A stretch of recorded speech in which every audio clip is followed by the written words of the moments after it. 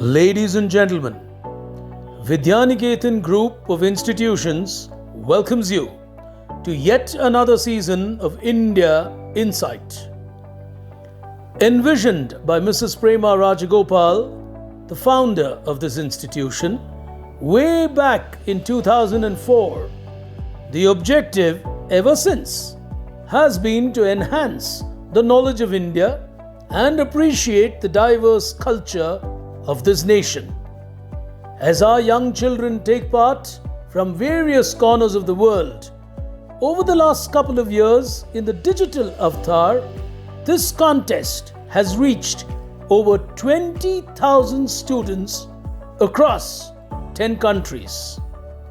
We at the Vidyaniketan Group of Institutions truly appreciate and acknowledge the support and patronage given to us by all the participating schools, their teachers and managements. Before we begin, it is our pleasure and privilege to invite a leader in school education, a person who's a strong advocate of co-scholastic learning. Ladies and gentlemen, please welcome Dean Academics at Vidyaniketan, Miss Sumitra Raghavan. Good day, ladies and gentlemen, boys and girls. On behalf of Vidyaniketan Public School, let me extend a warm welcome to all you students for the India Insight World Debating Competition. Children, you are a part of a generation where communication holds the key to progress and prosperity. With the new education policy, which advocates that school children should be creative, collaborative, and expressive, it is our endeavor to create a platform for high school students to express themselves convincingly and eloquently on matters related to our country, India. In its 75th year of independence, it is truly our wish that facts and figures, ideas and ideologies of India are brought to the fore in such debating competitions. As you traverse the various rounds of the debating competition, where many of your co-contestants get eliminated, while some of you inch towards the grand finale, you will be engaged in a battle of words that enables you to put forth your views and thoughts for and against the topic. It is a matter of pride for us at Vidyaniketan that such a large number of students from schools spread across India and overseas have been motivated to participate in this debate, which only goes to prove that our VPS banner is something that has set a standard, a benchmark, and created a reputation for itself in events of this magnitude. As you enter the crucial semi-final stage of the debate competition, I wish you all the best. Let the war of words begin, and may the best speaker win. Before we progress any further, let us introduce you to your host, the young and charismatic Rashmi Furtado. An alumnus of the prestigious NITK Surathkal, she went on to become the only professional woman quiz host across Asia that she presently is. The co-founder of TeacherTribe.world, she has many a feather in her large hat. From co-hosting Tata Crucible to being the first woman to host a quiz show in Kuwait, she's also hosted programs in Singapore and Dubai. Business World rated her as 40 under 40 for content creators. She was also conferred the iconic woman for creating a better world for all from the Women Economic Forum. Time for us to get started. Please welcome your host, Miss Rashmi Furtado.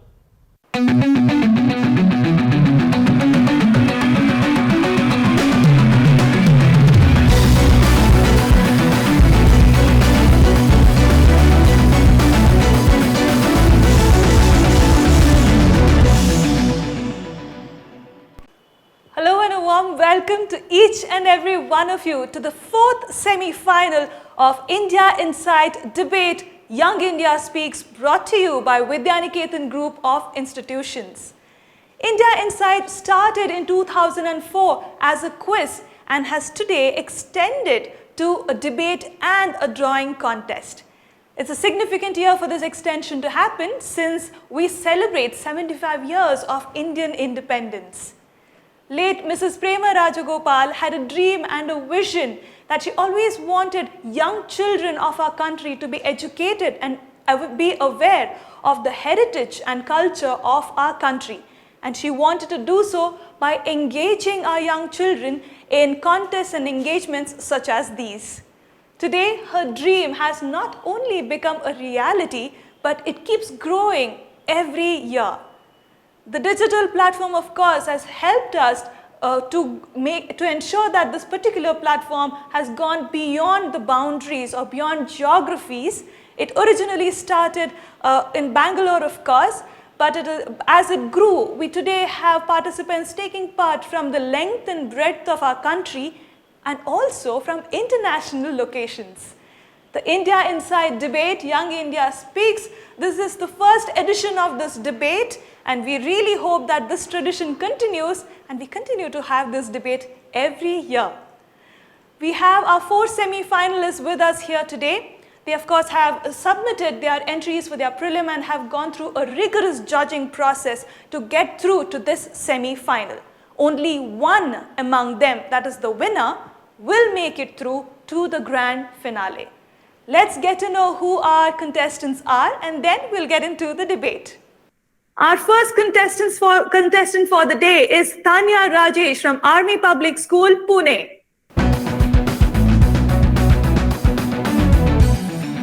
That's Tanya for you. She's from grade 11.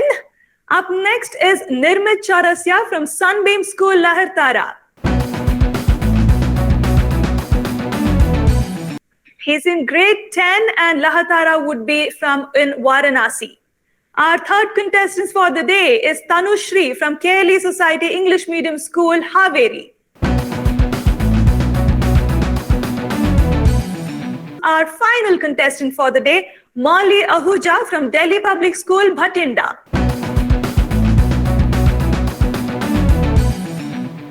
Molly is from grade 11. Like I said, ladies and gentlemen, we have semi-finalists from Pune, Varanasi, Haveri and Bhatinda, length and breadth of our country.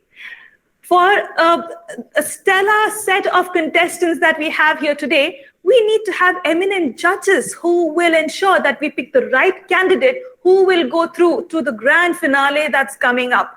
Our first judge for the day is Miss Gayatri Fadnis, who joins us from Nagpur.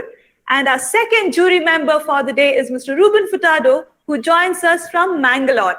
I'll of course give a detailed introduction of theirs a little later in the semi-final. But for now, let's get into the first round of the semi-final. Appearing on your screen, here we go.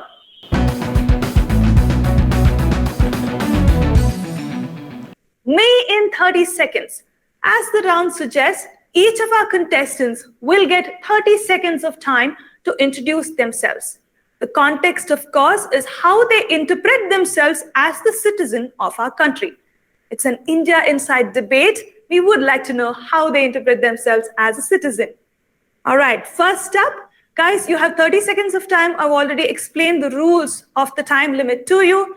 I will not stop you. I'll give you about 15 to 20 extra seconds, but try your best to not cross that time limit, okay? Our first contestant who will introduce herself is Tanya Rajesh from Army Public School, Pune. Tanya, your 30 seconds of time starting now. Good evening. My name is Tanya Rajesh. I'm a citizen of India and I represent the youth of this country. I study in class 11 in Army Public School, Pune. Being an army kid, I've lived the nomad life. I've switched schools and houses multiple times. I've lived from the smallest of towns to the biggest of cities. This has given me a kaleidoscope view of our country. Thank you. Thank you, Tanya. She stuck to the 30 seconds and she kind of proved that even with 30 seconds, you can introduce yourself in an impressive manner. Let's move on to Nirmit from Sunbeam School, Varanasi. Nirmit, you have 30 seconds of time. Please go ahead. Good evening and Jai Hind, ladies and gentlemen. It is Nirmit Chaurasia from Sandeem School, Hertara. I'm a proud citizen of my country, India, and I belong to Varanasi. Belonging to the city of temples, residing on the banks of River Ganga, I have huge aspirations in my life, and I want to make my parents and make my country proud in future. Thank you. Thank you, Nirmit. Tanushri, your 30 seconds of time starting now. A very good evening to everyone. Myself, Tanushya Skalkoti, and a proud citizen of India. I'm a fond traveler and I have traveled many different places in India, experiencing different traditional aspects. As in India, people come from different cultural, religious, and regional background, and I'm proud of this diversity. Thank you. Thank you, Tanushri. Molly, you have 30 seconds of time. Please go ahead. Good evening, everyone. I'm Molly Ahuja, from a citizen of India and from a state of 5 mighty rivers, Punjab.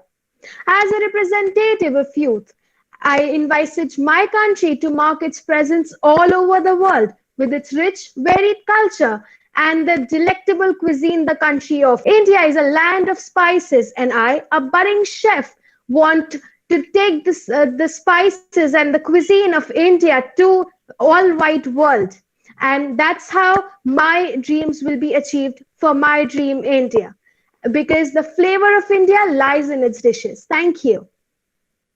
Thank you, Molly. Well, they have just introduced themselves, and I somehow have a feeling that our judges are going to have a tough time picking out the winner who will make it through to the final.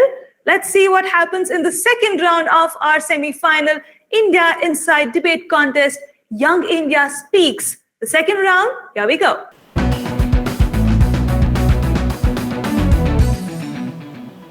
All right, contestants, the topic for this particular round has not been shared with you. That is because we also like to test how good you are when you have to think on your feet.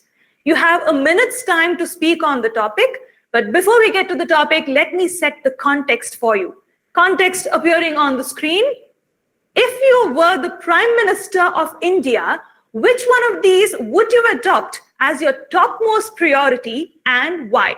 So this is the context, this is the angle you need to take when you interpret the topics. Topics on your screen, here we go. We have given you 8 different topics, and you have just 4 of you, so there's a lot of choices that are available. Please ensure that you do not repeat the topics that someone else has already spoken, all right? So we have quality education, gender equality, good health and well-being, responsible consumption and production, reduced inequalities, sustainable cities and communities, peace, justice and strong institutions, industry, innovation and infrastructure. 8 topics available for you. You pick one topic, you interpret it in the context that has been already set for you, and you speak for a minute. All right? Okay, let us start with Tanya. Tanya, what topic would you like to go ahead with? Good evening. Am I audible? Absolutely. I'd like to go ahead with sustainable cities and communities. So Tanya has chosen sustainable cities and communities. A minute's time is what you have, Tanya. Go ahead. Good evening. My name is Tanya Rajesh. My topic for today is, if I were the Prime Minister, which topic would I focus on? If I were the Prime Minister, I'd focus on sustainable cities and communities. At nights, I'm paralyzed by the fear that I won't make it into the future. When Greta Thunberg speaks, it resonates within me. I dream of a future with clear skies. I dream of a future with clean air. I dream of a future with clean surroundings. And I'm fearful that that won't be possible. If I were the Prime Minister, if I were responsible for the future of my country, I'd want to ensure that everybody could enjoy the future. The sight of oxygen masks scares me. The sights of us living in fear scares me. I think we should do everything we can to prevent this future. Of course, we all learn in school about sustainable development. We all learn the importance of segregation. We all learn the ill effects of pollution. But are we really doing anything to solve these issues? And the simple answer is, no, we haven't. Not really. The coronavirus pandemic came as a boon for us. The ozone layer healed. The air began to breathe again. We began to live healthier lives. But this improvement was very minimal. I'd like to see an improvement far greater.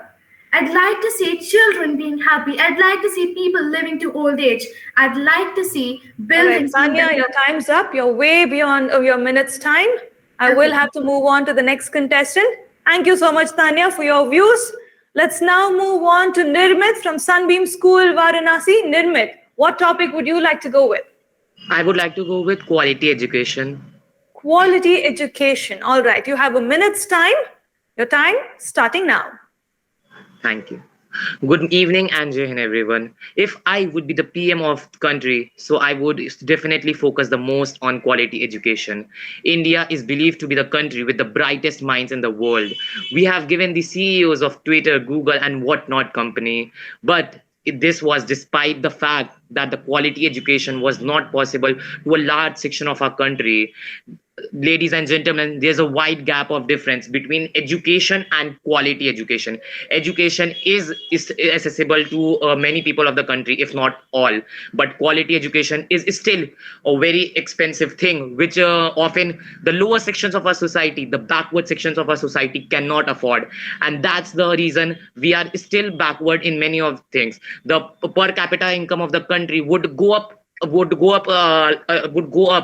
even the people who are trapped in viscous cycle would get out of it if the quality education can be improved in the country. And this would ultimately lead to the industrial development, sustainable development, and other fields of development in our country. That's all I had to say. Thank you.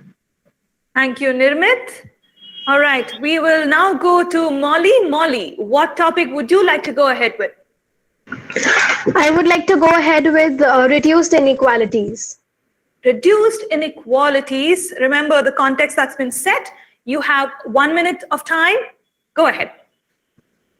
Good evening, everyone. I'm Molly, and today I'll be speaking. If I were the PM, I would reduce inequality among the citizens. Inequality has become major consequence of India for the citizens not being getting equal opportunity. May it be for job opportunity, may it be any other opportunity, but the inequalities take a major role, and people from different caste or genders are not able to sustain just because of the inequality is available.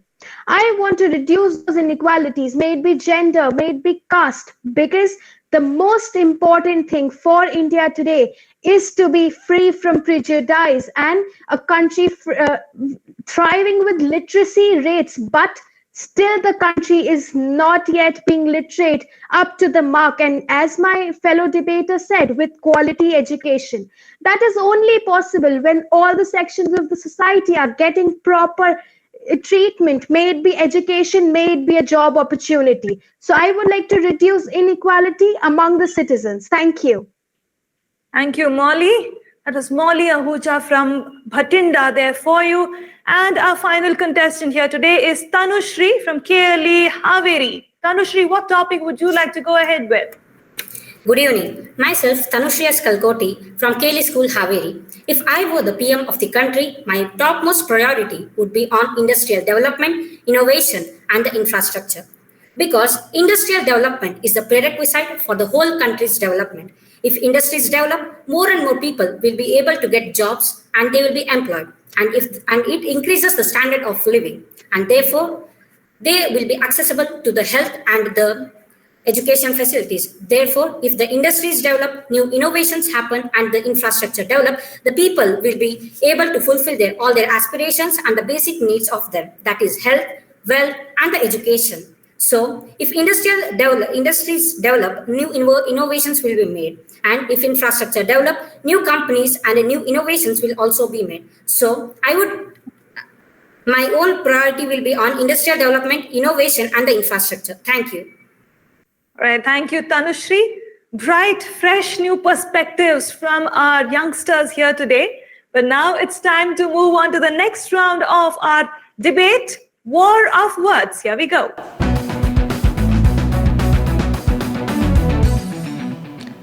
Ladies and gentlemen, you have been watching the fourth semi-final of India Inside Debate Young India Speaks, brought to you by Vidyaniketan Group of Institutions. These four semi-finalists here today have been performing really well, but now we get into the debate round of the semi-final. The topic of this round appearing on your screen now. We, the people of India, propose military rule for 10 years. Well, I think this is a slightly tricky topic. I'm very keen to see what they discuss. Each of them will get a minute's time to put forth their point of view. After each of them have spoken for a minute, the floor would be open for all of them to debate on this topic for 6 minutes. After which, of course, we'll move on to the next round. Let's start with Tanushri. Tanushri, you have a minute's time to express your views on the topic that is given on your screen. A minute's time. Remember that. Go ahead. Good evening. Myself Tanushya Kalkoti. I'm here to talk about we, the people of India, propose military rule for 10 years. If we were to propose a military rule for 10 years, now presently we are a democratic nation and people don't value the democracy at all. They are humiliating the politicians, and if India would be a military country for 10 years, they will be able to understand the importance of democracy and what the power they have been, the country has given them, and their right to vote and their right to seek their education and also the right to speech. So I would think that if people were given the military rule for 10 years, they will be able to understand the democracy and its consequences. Thank you. Thank you, Tanushri. Molly from Delhi Public School, Bhatinda. Molly, you're up next. You have a minute's time. Go ahead. Greetings to everyone present here. I'm Molly and today I'll be speaking for the motion. It has been 74 years since India's freedom and 22 years of the constitutional experience. But still, if we see, India is struggling with freedom in true sense. Why? Because there is a lack of responsibility, dignity, and discipline among the citizens. Democracy is losing its power, and India is still struggling with poverty, inequality, etc. Here, we need to make sure that people are more focused towards discipline so that all these poverty, etc. are being reduced to a certain extent. Democracy needs a real revamp. Fear of handing over to military system will be difficult, but it is the best possible way to make these certain changes. I would like to say that military is the most respectful job of India, and India has the strongest military in the world. If military rule has been imposed in India, there will be a far changes in the scenario of the vast population that India has. Respect evolves with fear, and the fear of army will only help the citizens to grow better and forever. It's just a matter of 10 years, but these 10 years will bring a better shape of India for another 100 years. Thank you. All right. Thank you, Molly. Our next contestant here to express his views on the topic is Nirmit from Sunbeam School, Varanasi. Nirmit, you have a minute's time to speak on the topic. Go ahead. Thank you, ma'am. So I would be speaking for the motion that we, the people of India, propose military rule for 10 years. India, a country with outstanding diversity amongst people from various races, castes, creed, religion, and language, is one of the best examples to the world. Ladies and gentlemen, what a pride it is to say India is a land of unity in diversity. But what if I suddenly tell you that the case is not as such when we see the situation pragmatically? The unobscured fact is that our country is slowly disintegrating and dividing once again. Every one of us are aware of the continuous rifts between the state and central governments. Even at the Republic Day parades, there was a controversy due to the state government's accusation on the central government regarding the tableau behind being displayed in the parades. Even when the central governments refused Tesla to allow entering in India, when they didn't agree with the conditions, the state government started welcoming Tesla in their states. This is what happened long back when the British entered India. Not only politically, but even culturally, even after more than 70 years of the bloodiest partition the history has ever seen, which happened on grounds of religion. the Hindus and Muslims of India are still not united, and that is very much evident from the ongoing hijab controversy and protest of Hindu and Muslim, which we all know about very well. From the time to time, even many skirmishes and riots have been seen between many different communities, especially between Hindus and Muslim. And besides all of this, the people of our country don't even have much political choices. Even in the services, in the surveys, it was found that many of the civilian politicians we have, people are not satisfied with them, and our country has been long through a dynastic succession, even being in democracy, and still the general people of the country Nirmit, I have to cut you. You're way beyond 1 minute and 45 seconds. I have to cut you here. 30 seconds of extra grace is all I can give, is what I had told you in the very beginning. Let's now move on to our fourth contestant here today, Tanya Rajesh from Army Public School, Pune. Tanya, you have a minute's time. Please go ahead. Good evening. I think that India should be under military rule for the next 10 years. When we hear the words military rule, our minds automatically think of dictatorships, a coup, fear. Today, I hope to change that notion. I've always been in awe of the army. I've marveled at their ethics, their morals, their love for our country. My proposal is that we move from the three branches of democracy, that is legislature, executive, and judiciary, to a system where the military takes over the executive for 10 years, because it is in the execution where the weakest link lies. Our soldiers have won the biggest battles. Surely they'll be equipped to handle our small ones too. We often marvel at their patriotism. They've dedicated their lives to our country. How many of our elected leaders love India as deeply as they do? The army isn't focused on individual gains. A battle is fought by a team. When disaster strikes, they're the first ones to respond. They're meticulous, they're hardworking, and they've laid down their lives for us. Their attitude is a much needed change from the nonchalant mentality of our leaders and our citizens. I'd like to end with a quote. This nation will only remain the land of the free, only till it is the home of the brave. Thank you. Thank you, Tanya. Well, ladies and gentlemen, we often believe that school children may not necessarily have impressive and valuable views on serious topics such as these. But we are often proven wrong. You just heard all of them. Amazing thoughts from all of them. Now it's now time for them to debate on the topic that's on the screen. They get 6 minutes of time.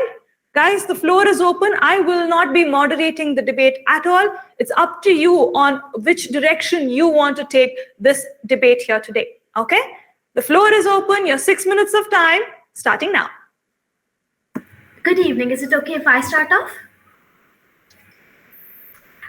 We often hear people say that the army isn't equipped to govern us. But why? I'd say the army is the most equipped to govern us. Think of all the battles we've had. Think of all our Independence Days, all our Republic Days. Don't we always admire the army? The army has never let us down. Let me list a few advantages. Don't you think politicians these days are just too worried about winning the next election? They don't frame policies. All they claim are promises that are never fulfilled. Thank you. I'd like anybody else to. Yeah, I would go ahead if anybody don't has any objection. This house believes that we, the people of India, should propose military rule for 10 years, because the civilian politicians who are there are often corrupt or ineffective. Someone who's not even as educated as I am or you are becomes the leader of this nation. Many a times we have seen that.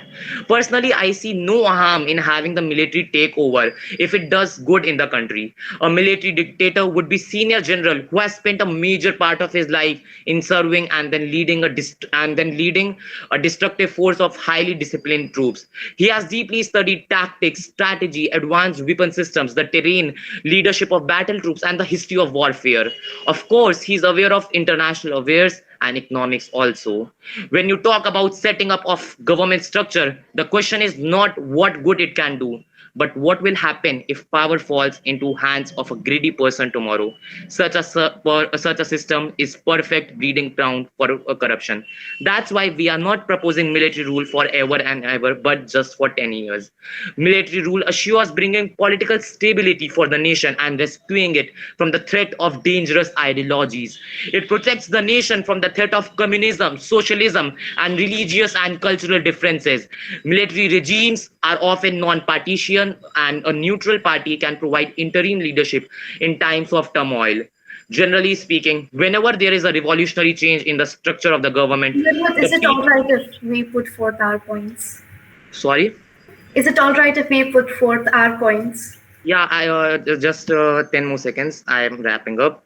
So, generally speaking, whenever there is a revolutionary change in the structure of the government, the people making the change have the best interest of the country in the mind. They are fighting to save the country, right? So we know what's best for us, and we believe that military rule would surely and 100% bring our country once again united as it was before. Thank you. I can start if anybody has any objection. Yeah, sure, you could go ahead. Sure, thank you. So, democracy needs a real revamp.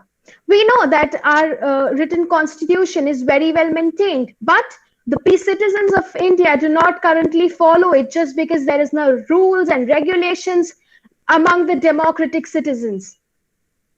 If there is a military rule in India, the discipline, the rules, the regulations will all be maintained by the citizens of India. We know that respect evolves with fear, and the fear of the army will bring a better change in the citizens of India. And as I said earlier, this 10 years of change will bring about 100 years of change for India, and it will be for the betterment of the country. Thank you. Speaking of fear, in fact, I'd like to bring up that what I'm proposing is that when the military takes over the executive, I'm not suggesting absolute power in any way, as we see in countries like Pakistan or Nigeria, where the military is attached to a country instead of the country being attached to the military. My argument is that if we put the military in charge of the execution, we keep the execution and the legislature aside so that people are not suppressed in any way. There's just better effectiveness of the rule. And I speak a little from experience here. All my life, I've seen army. I've seen how disciplined they are. I've seen how punctual they are. I've seen how quickly decisions are made, how they are implemented, how they think of everyone's welfare. And I'm sure all of you agree, whenever there's any kind of trouble, disasters, army, the military, the Navy, the Air Force, they are the ones who are first called.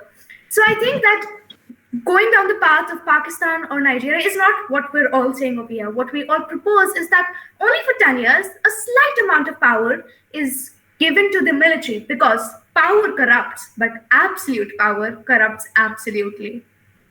Ma'am, but the I'd like military to rule continue. doesn't go that way.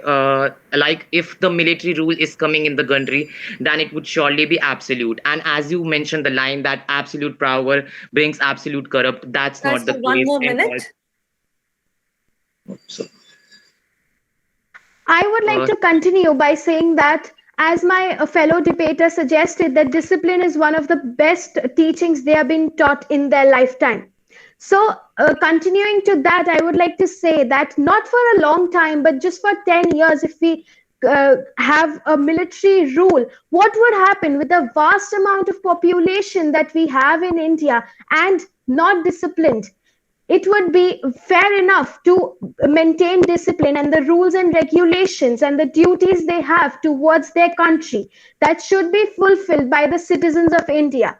And if there is a rule and regulation all way together, it would help a lot with the military rule. It should be there, and the citizens should follow a military rule just to get a lot of disciplined life. Thank you. Democracy takes a lot of time to make the results. Therefore, if there is any problem in a country, or if there is any resolutions, or if there is any revolutions needed, the politicians had to discuss among the peoples and the higher authorities. It would take a lot of time. It is like the problem is solved after the consequence of that problem. So I would think that military rule is better, because military rule is stuck to its decision, which leads to the betterment of the people. Thank you. All right, But your I feel time's up. democracy. Your time's up. Your time's up. I'm sorry, your time's up. You all have gone way beyond the grace time as well. I still gave Tanushri the opportunity to complete her point of view, but as a group, your time for the debate is concluded. All right, ladies and gentlemen, you have been watching the India Insight debate, Young India Speaks, brought to you by the Vidyaniketan group of institutions. This is semi-final 4. We have already completed 3 semi-finals and identified our 3 finalists. And now we will be identifying our 4th semi-finalist. But before we get there, let us get into the last round of this semi-final, the jury round. Here we go.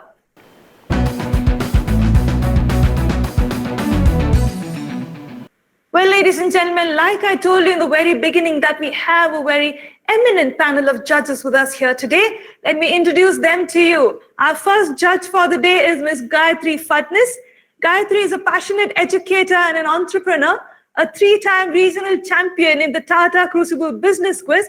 Her passion for learning led her to start her education venture, Logicology. This is a one-of-a-kind education startup that focuses on developing children's 21st century skills. In addition, Gayatri is curating gamified learning methods to help children break free from the rote learning mode and stand out as thinkers, problem solvers, and innovators. She's a frequent speaker at conferences related to teaching and parenting. She's also authored a book on developing mental ability the fun way. She has completed her education at the coveted VNIT. She also runs a parenting blog and a YouTube channel called Toddler Strides, which has garnered about 10 million views so far. Gayatri, thank you so much for joining us. She joins us all the way from Nagpur. Thank you for making time and joining us here today. Our second judge for the day is Ruben Furtado. He is currently the Regional Reward Manager APAC at Thomson Reuters. He is an engineer from NIT Karnataka who then moved on to the rewards and compensation domain. He has a rich experience in the field for close to 15 years, working in various companies like Capgemini, Target, DBS, and Thomson Reuters. He has led several teams and critical projects at all of these companies, and he's a fish enthusiast and maintains several aquariums with different varieties of fish. He also enjoys playing badminton and cycling. Ruben, thank you so much for making time out from your schedule and joining us here today as a jury member. Both of you, you have 4 contestants here today. Both of you would question 2 each. And I would request you to stick to 1 question, but of course, if you have a shorter follow-up question, I will not stop you. But 2 of you would speak to 2 unique students. Gayatri, would you like to go ahead first? Whom would you like to speak to? Sure. So I think I would like to go ahead with Molly first. Please go ahead. Yeah. So Molly, my question for you is, so, during the debate, you mentioned a couple of times that, it's fear which eventually leads to respect. Okay, so fair enough, that sounds like a reasonable argument. But my question to you is, what do you foresee? What happens after those 10 years of military rules? Once that fear is gone, do you think people will go back to the normal? Or do you really think that there can be a lasting impact? Good evening, ma'am. Thank you for the lovely question. I would like to say that always the respect evolves with fear. And that I have already mentioned in my debate as well. Respect evolves with fear, because if a particular person is being, conscious with fear, he or she will do well in some or the other way and will be disciplined. If you take an example of a child, of a student particularly, if the teacher, I'm not saying the teacher should be as strict as, scolding a child, but I'm just saying that a teacher should at least be as strict to not let a child break through the rules. It's with the country. If the people of India are led with a certain strictness, they will follow those rules. And as you led to the question that how if they will not follow the rules after that or not. Ma'am, I would like to say that there is a particular period of time people need to have a habit of something. If the citizens of India have a habit of 10 years and they follow the rules for 10 years each and every day, they will get a habit of it for another 100 years. And hence, I would like to say that habit of anything is really important, and the fear is, the respect is always evolved with fear. Thank you. Thank you. Thank you, Gayatri. Ruben, whom would you like to speak with? Yeah, I have a question to Nirmit. He mentioned that military is impartial. What makes you suggest that military can be impartial? Thank you for your question, sir. So what makes me feel that military is impartial is that, for example, when we elect a leader for our country democratically, then he must be a person coming from a particular state, a particular city, a particular religion, and like a particular ethnic background. In that case, many people of opposite religion and opposite ethnic, of different culture have differences in their mind that this person is favoring his particular religion or his particular culture and is being partial. But when military would come under the rule, when military would rule us, in that case there would not be one person who would be the absolute ruler of our entire country. The military would be the absolute ruler of the country, and in that case there wouldn't be only one person who would be responsible for all the things. In that case, since many people would make a military rule, so people from different cultures and different cultures would be there, and they would be impartial. They would not be and we know that military is regarded as one of the most noble profession in our country. So thus I feel that military rule would surely be impartial in our country. All right, great. Thank you, Ruben. Gayatri, whom would you like to speak with? We have Tanya and Tanushri. All right. So I have a question here for Tanya. So Tanya, in the first round, I think you mentioned about sustainable cities and communities being your topmost priority. So my question to you is, what is it that we can do as ordinary citizens? So if you think, it's the government which is probably not doing as much towards that, what is it that you and I can do? Firstly, I'd like to tell you an astonishing fact. We often think that environmental pollution is our fault. It's not really. Corporates amount to more than 40% of all the pollution. But the rest of it is ours, and there are lots of steps we can take. Let's start with water. From a very young age, we've been learning of conserving water. But what happens every Holi? We don't conserve water. What happens when we're washing vegetables, watering our garden, or even having a bath? These are simple things that we can do. What about organic compost? What about not injecting our fruits and vegetables with pesticides? What about not using our cars? These are things we've been told from a very young age, but unfortunately, most of us don't pay attention to it at all. Throughout my life, I've seen people take various initiatives to green development, but I don't think there's much support from the society. So firstly, I think we need to sensitize society more than it's being done. Simply including a chapter on sustainable development in school textbook isn't enough. We need to take action. We need to do something. It is only when we do something when we reap the benefits.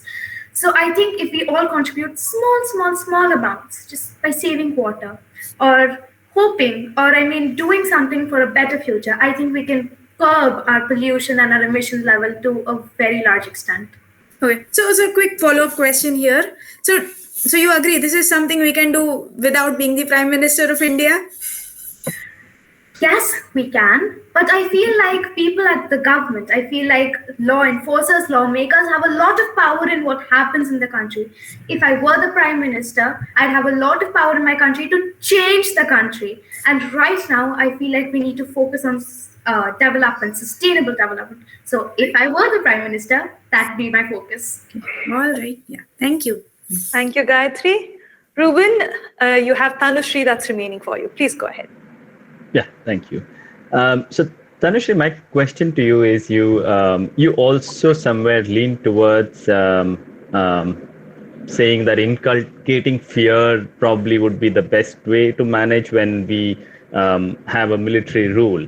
My question is then linked to your earlier topic that you picked up. If you were a prime minister, you picked up maybe industry, innovation, and infrastructure, I believe. So how do you propose you'll inculcate the innovation rather in a state of fear where you are enforcing a military rule with fear? At the same time, how would you encourage innovation in a country where people are living under fear? Because the primary thing in innovation is that people should be fearless. They should be open to innovating new things. So how do you propose we do this? Good evening, sir. Thank you for the question. Imagine there's a military rule in our country and the people want some necessity, and there's a necessity in the country. To fulfill that necessity, some new innovations must have to be made. And with the fear of the military rule, the people or some group of people or the organizations will be formed, so which leads to new innovations. For example, if there's a lot of pollution in the environment which is leading or causing the people to death, there will be new innovations or the new ways to protect our environment. For example, let's take an example that if there is a building, enclosed building, and the people and the waste which is generated is burnt, and that waste is the ash produced is landfill, and the smoke which is comes out from it is filtered with the help of fabric filter. It leads to new innovations and infrastructure. If there is a military rule, then people or the people will be directed towards a specific direction, which leads to their development and their health and wealth. Thank you. All right. Thank you, Ruben. Gayatri and Ruben, thank you for joining us here today. I understand that I may have pulled you from a weekend to join us here, but thank you so much for being with us and taking time out for this semi-final. Ladies and gentlemen, you have been watching India Inside Debate, Young India Speaks, brought to you by Vidyaniketan Group of Institutions. This is the fourth semi-final, which we just completed.